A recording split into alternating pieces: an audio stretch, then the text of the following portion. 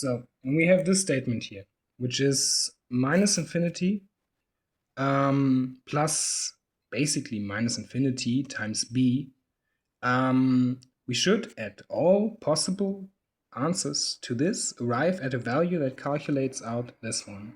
For example, all of infinity has minus 0, 1, and all of a minus 0 infinity has a value that is plus 1, I guess, somewhere in that infinity, if it's multiplied by b, that value. And that should always equal b, meaning a different value that is to a, the same one that calculated it out, hence we multiplied infinity with infinity. So that should be correct, I guess. Now, if we write this into a formula, then we have this one here. It's easily derivatable by this, by the same premises as for that this a minus a times a times 0, a divided by a times 0 is minus infinity, and this infinity, and this is minus infinity. So if we have that statement, these statements here, if they are true, then we end up with a statement that is this.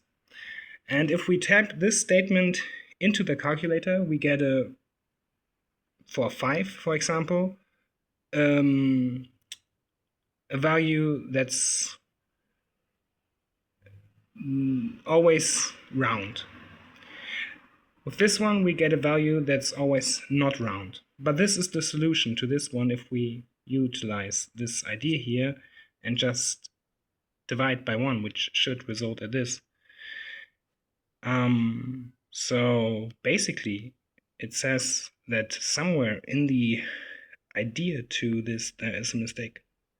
Hence, we now have for a 2 times a different resolution as long as we calculate with the usual factors, unless I did something wrong, and if we divide this, we divided by 0, b divided by 1.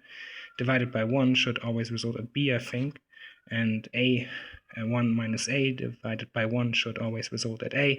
So if I didn't do a mistake there with this one simple thought process here, which I hope I remember correctly, then something in math seems to be wrong, or I just really did a mistake. Interesting nonetheless.